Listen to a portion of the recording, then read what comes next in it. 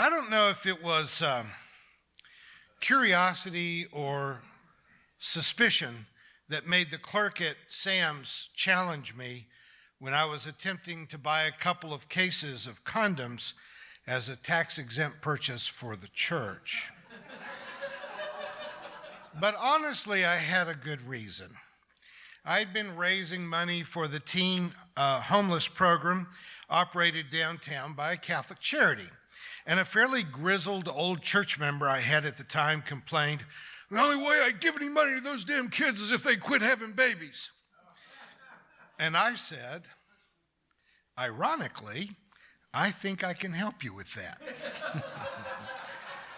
Sister Lorraine was still in charge of Kitchen Inc. at the time, so she couldn't, as a Catholic sister, provide condoms to the kids, but she was smart enough to realize that they needed them, and so Sister and I just had this understanding that I would provide condoms to the runaway program. Churches tend to change our rituals and our values fairly slowly, but in the world of human sexuality, things have been changing pretty quickly over the last couple of generations. Progressive churches are often called upon to try to help our society to evolve in our ethical thinking about this most personal and yet most private aspect of what it means to be a human. That is, that evolution demands that we breed. The conception we have of marriage and the exclusive sexual relationship appropriate to it is something that we inherited from our more agrarian past. For most of human history, though we have insisted that marriage was instituted by God as a holy estate. And folks, I've been doing weddings now for 42 years, and I usually use the Episcopal Book of Common Prayer for weddings because it's very beautiful language, but almost every word in it is a lie. I have stood up in public and said that marriage is an institution instituted by our God in creation, and Jesus adorned this manner of life by his presence in first miracle at a wedding in Cana of Galilee. None of that is true. None of that is true. And the vows themselves are quite odd. But culture created the institution of marriage to provide for stability. The marriage contract was tied up with the need for certainty about who owns this plot of land. And we needed to know who was the father of this child in order to create a stable society. That's why polygamy typically was a man could have as many wives as he could afford to support, but a woman could only have one husband. We needed to know, even in ancient times, who is the father of this child so that we know who this vineyard belongs to and who this field belongs to. Most religious rules are a derivation of what a culture needs to survive. We take those values that provide stability in society and we project them onto God, but God, as the great mystery of the universe, doesn't really mix it up that much in the affairs of people or of other breeding animals. Civilization has an investment in stability and predictability that allows for human survival. A number of things began to challenge the social contract of marriage. There was the Industrial Revolution that finally brought more people from rural areas into cities. Here in Missouri, in Kansas, and Oklahoma, the rural population is less now than it was in the Civil War because people have moved off of farms due to modern agriculture that you can farm. A couple of people can farm 1,000 acres, and it used to take 7 or 8 people to farm 10 or 15 acres. So the labor of agriculture has diminished. Manufacturing and jobs have become centered in urban centers. So our population density in Missouri and most of the Midwestern states is almost zero until you get to the cities.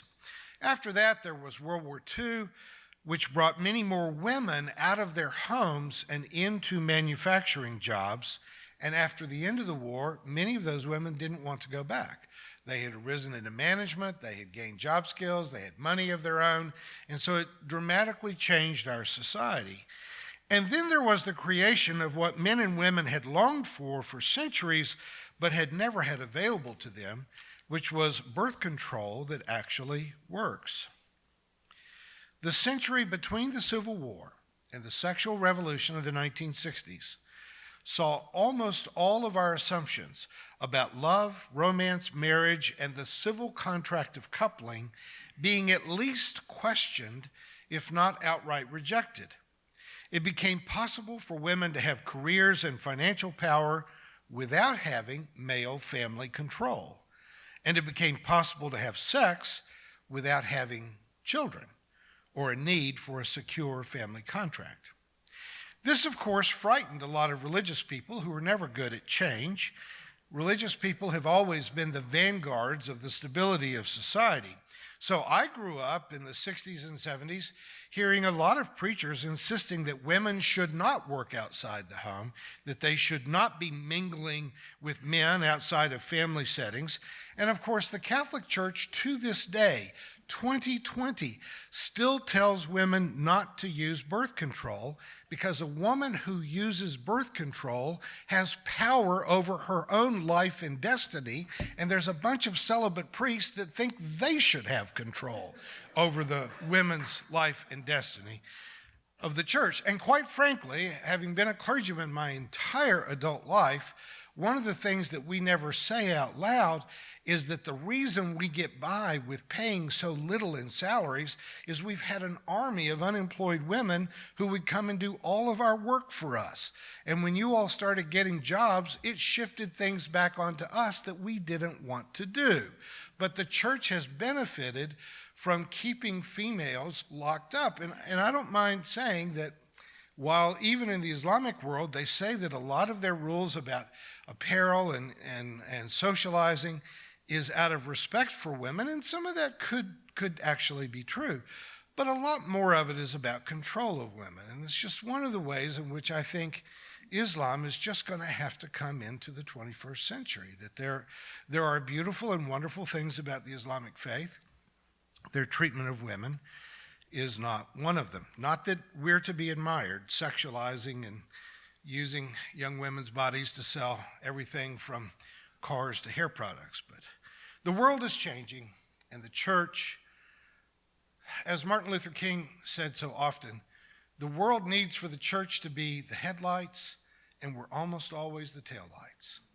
At some point, if we're talking about ethical deliberations, the church should be leading the way rather than always faunching at the bit and trying to take us back 50 years. If you look at the values of most mainstream churches, they are about 50 years out of step. They will eventually come along, but you know, some of us are clergy. Do you miss going to ministers' meetings? I mean, it was like Darwin's waiting room. That is the biggest relief I have in the work that I do now is I do not go to clergy meetings anymore because it was tough. I can get out over my skis pretty quickly on this topic, but I'm deeply indebted to the Freudian psychiatrist Nancy Friday, the recently deceased Nancy Friday, for her important works on women and sexuality. It's not listed here. Well, yes, it is. My mother, myself, every mother and every daughter should read that book. And it's 50 years old now, but an amazing piece of insight. Where it is easy for me to see how the marriage contract has utilitarian roots in our agrarian past, Friday also examines how deeply our early childhood needs are reasserted in the way that we approach marriage.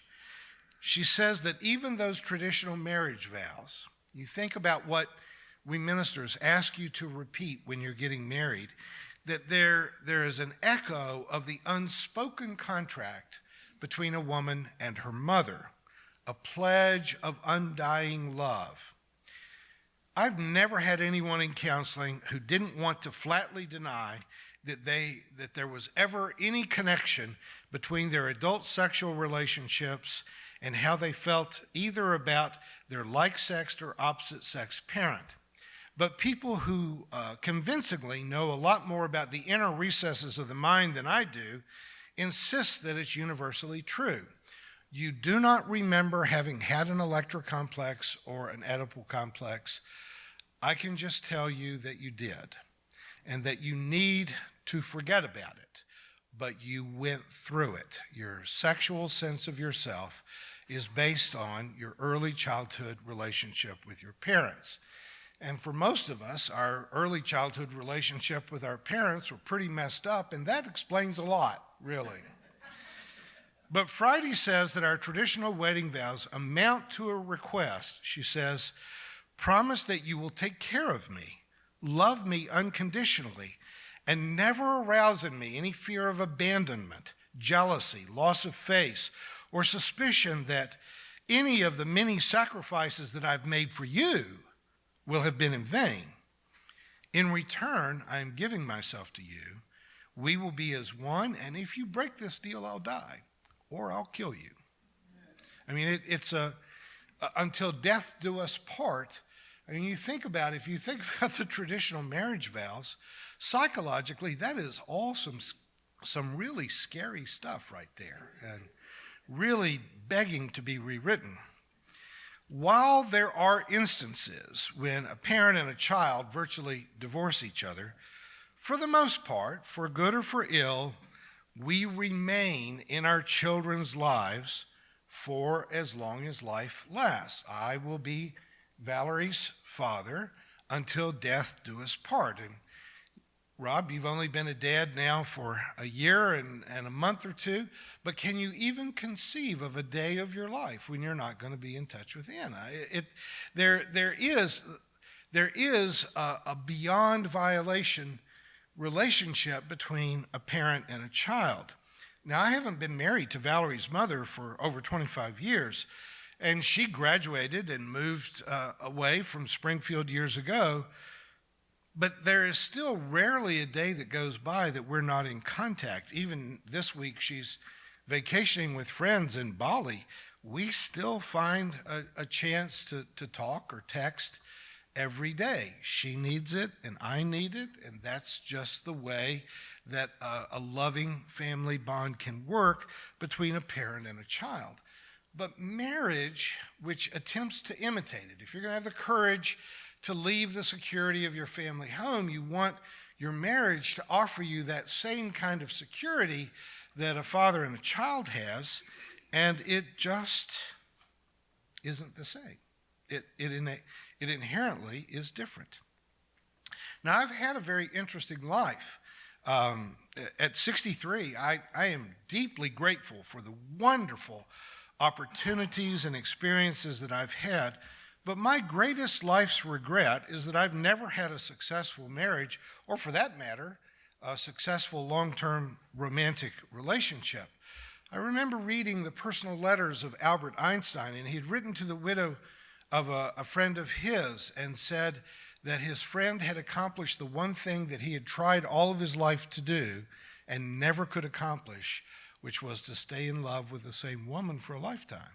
So you think of someone like Einstein, who had accomplished so much in the world, but he died with this singular regret that he had never been successful in intimacy.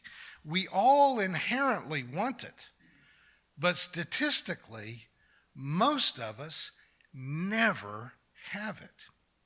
It's interesting to me how often our comedians are able to get at the truth of our experience better than our priests and our therapists are.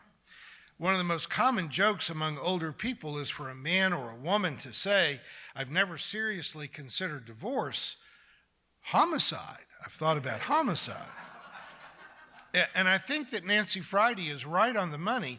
No matter how secure you may be in your sense of yourself, you would really rather also have a lifelong love relationship that can survive all the changes that inevitably come to us with age, and also the evolution of the world. And some part of us still wants to add that till death do us part, even though statistically that just ain't so. Freudian's work speaks at length to the problem of what is called symbiosis, which you hear a term used much more often in biology than it is in psychology, but that is in early in life, sameness is interpreted as love, that when a parent and a child agree on everything, when a parent can just say, we're Jewish, or we're Protestant, or we're Catholic, and you understand that your child will always mirror your values and your belief, that is love if you're the same. And forgive me as a man saying this, I got this from Nancy Friday, who's a female psychiatrist. Mother and daughter relationships become especially volatile when a daughter expresses independence or separation from mother's values, beliefs, or behaviors. Folks, I'll just tell you, that's what adolescence was invented for. It's a kind of managed open warfare. But it usually ends in friendship. I mean, you go through the volatility of it, but it usually evolves back around into friendship. That confusion of symbiosis is often translated into marriages in which the connection is rooted in sameness.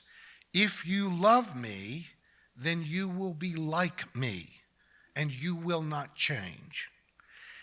That's obviously pretty toxic, isn't it? That young people get married, they're 22, 23, 24 years old, and you're saying to that person on the other side of the ceremony, you can never change your mind. You can never become a different human being unless we do it together.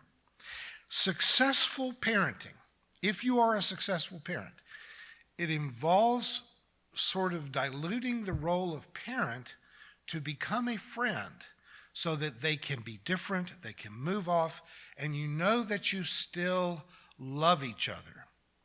But folks, I want you to hear me tell you this. This must also be true in marriage. Take it from a philosopher who is not married.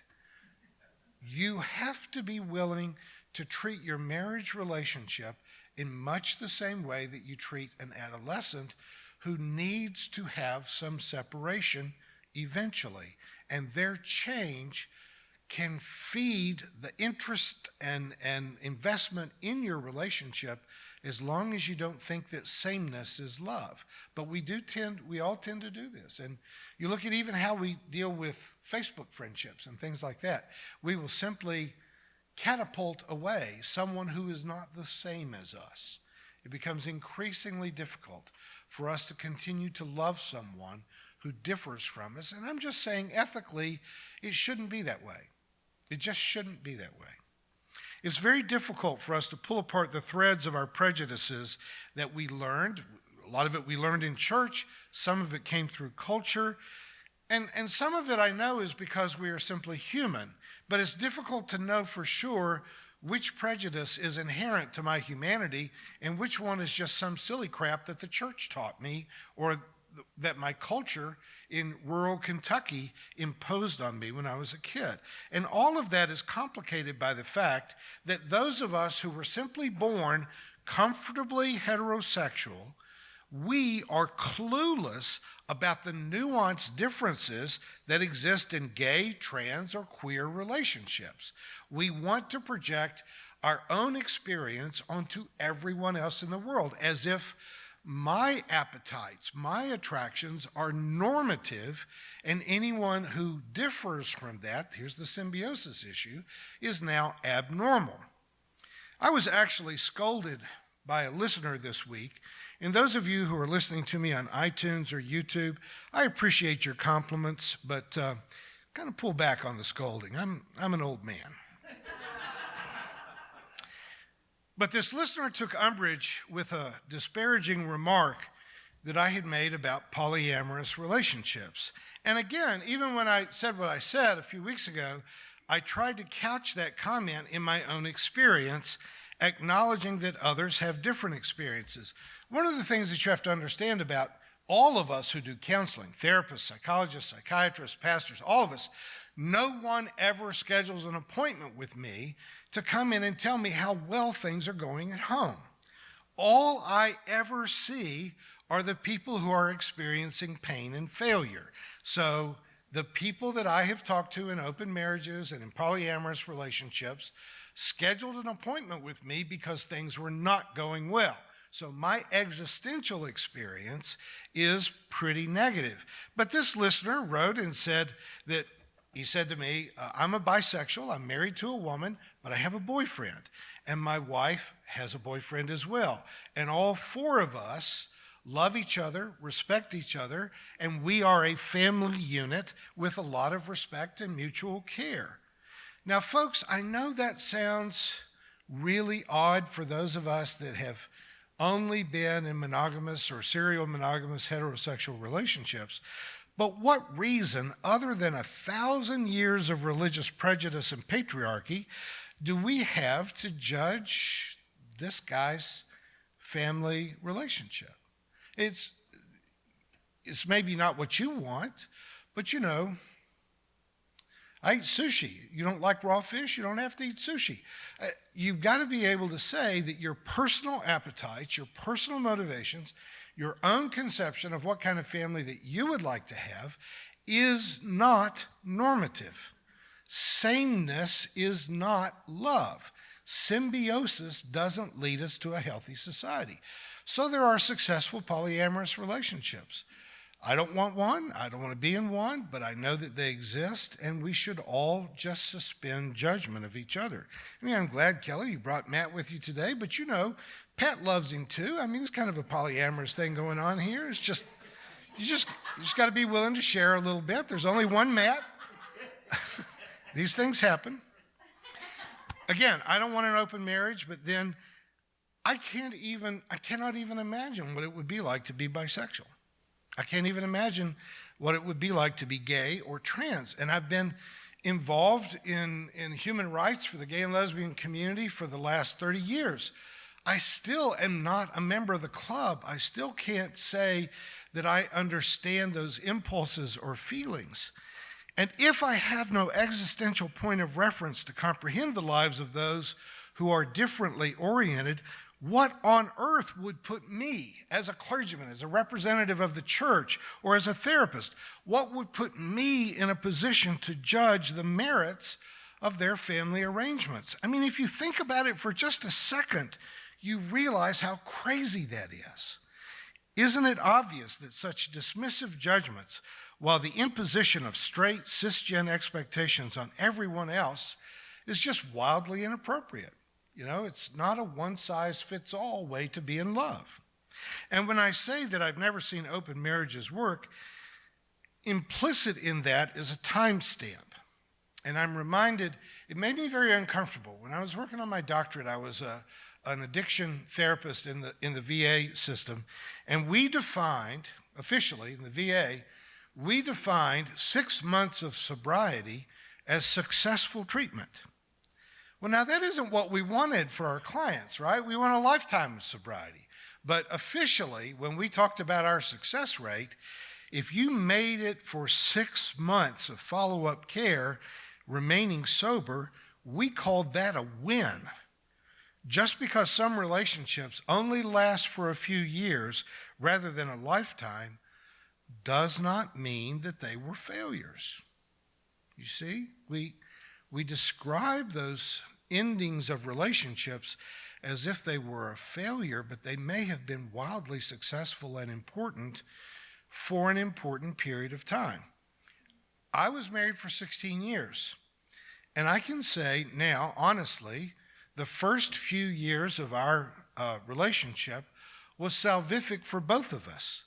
We had both emerged from families that had lots of issues that were crushing us. And together, we survived our need to break free and become more fully ourselves by doing that together. It just so happened that by the time we had emerged and we had finished graduate school and we had put our dysfunctional families far enough in the past to realize who we wanted to be, that we were no longer a good fit for each other, and frankly, not a good partnership for raising our daughter. Recognizing that a relationship was a good fit in one part of your life and not a good fit in another part of your life should not fill us with rage. We shouldn't even be surprised by it. Mutually denigrating accusations, lawsuits, 90 cents of every dollar spent on a lawyer in Greene County is spent on divorce and child custody issues. This just shouldn't be happening. In fact, it seems crazy to me that any two people that can love each other enough to have children and live together for a few years, committed to marriage, if it ends, shouldn't that end in friendship? Shouldn't you at least be able to be friends? Anything less than that seems like an uncivilized expectation. But in my experience, most people feel like they have to create a crisis to justify the breakup. And so they will do really evil things to justify the breakup. I love the way that the recently deceased editor, Lewis Howland, put it. It's not that divorce is necessarily bad. It is that loving people for long periods of time is good. You don't have to have an affair. You don't have to break down into physical violence. You don't have to create any kind of crisis to be able to come to my office and justify the fact that you're getting a divorce. I'd like to suggest that you do it as sane, civilized people, that you try to have honest, meaningful conversation, real communication in which you respectfully work out how you're either going to renegotiate your contract and stay together, or you're going to take a look at how can we part ways and leave each other whole, that there's nothing punitive in which you've got to take a pound of flesh out of the other person. And I still want to say, minimally, friendship, minimally, we should set that as a goal for the end of a love relationship. Look, guys, I'm not single because I couldn't have gotten married several dozen times over the last 20 years. I'm single because after a failed marriage, I realized that what I really want is an appropriate match that is intellectually, spiritually, politically, and romantically a meeting of equals. And I've just never had that opportunity. And until that opportunity comes along, some of you guys that are in couples are just going to have to continue to include me as a fifth wheel in our social settings, because I don't think that intimate relationships should be a compromise. Just because we have a firm idea of what your expectations are, what my expectations are, doesn't mean that everyone should have the same expectations. Just because you know what is right for you in your marriage doesn't mean that your marriage is the standard by which all other relationships should be judged. Folks, James Carville and Mary Matlin have been married for 28 years. I could not take a 2-week vacation with Mary Matlin without just needing to cut my own throat. And I fear, and I'm not a violent man, but I fear that if I were alone in a room with Kellyanne Conway for minutes, that I could be rationally charged with homicide. So, you know, what I said about symbiosis earlier, there are boundaries to that. No one should be like Kellyanne Conway. No one should be able to live with her. Both the church and our society have been very prescriptive about how and where love and marriage take place. I think that we can safely say that both society and the church have been wrong. Just been wrong. Maybe even well-intended, not always, of course, but they've just been wrong. Especially since they have tried to impose a patriarchal, heterosexual, monogamous relationship into a one-size-fits-all pattern, which clearly is a kind of emotional and sexual terrorism to the majority of people in the world. Now, there are a few things to apply to all love relationships, no matter how the family lines are drawn. The first that I'd like to suggest is that everyone should take care not to hurt anyone. Do no harm. Try to foster the growth, health, and happiness of the other or others in your family. But the first rule is Don't hurt people. The second is that there should be honest and open communication. And where there are formal agreements, if you have a marriage contract and you have agreed, this is how we understand we want our relationship to be, I'm telling you that that's going to change. When I was in grad school, we were told that marriages have to be renegotiated every 7 years, but that was before even the internet existed or computers were common. The world changes faster now, and couples may need to renegotiate the nature of their relationship every 3 or 4 years. Do you think that's fair, Mark? Is that about right? And that whatever a couple or a group, a polyamorous group, agree on, that contract should be held sacred and changed only through honest communication, not through cheating, deception, or lies. Should be honest. And third, I might add a third observation that is something of a corollary to the communication issue, and that is be prepared to renegotiate your contract. People change, the world changes, and what fits in one decade might not fit in the next one. So you talk about it. How you were married when you were starting out in life will not be the same way that marriage exists when you're raising children, and when your children are grown and gone, your relationship will again be different. And then when you talk about retirement, when I think about what I would expect of a love relationship now, it's all wrapped up in my perception of what is my life going to be like when I'm not working 7 days a week. What is it going to be when someone actually has to tolerate my company for several hours a day, and how fluidly might that go? Marriage is not static, but hear me say this. Change is not only not bad, it's inevitable. Your relationship will change. Embrace the change and look forward to it being renewing. The list of things that can bring a relationship to an end, I don't know. I've worked off more or less the same list for 40 years now.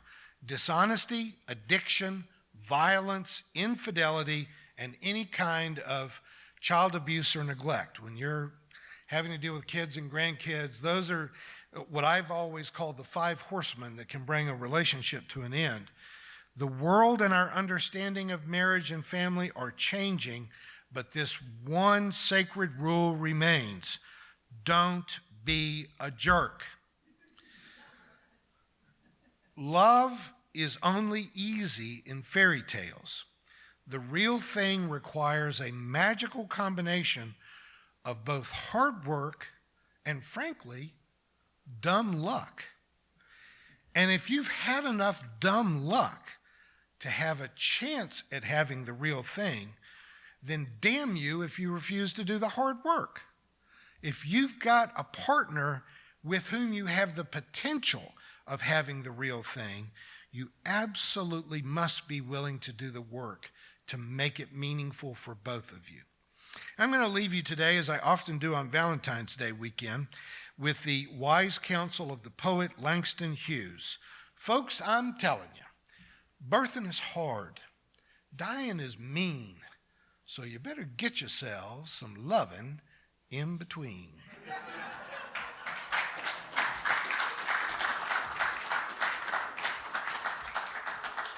Thank you for watching our videos. We are entirely dependent on the donations of our listeners and members. We hope that you find this content to be important enough to help us to keep offering these videos to the public at no charge by becoming a regular contributor. Please click on the donate button on our website at www.spfccc.org. Thank you for your support of progressive religious programming.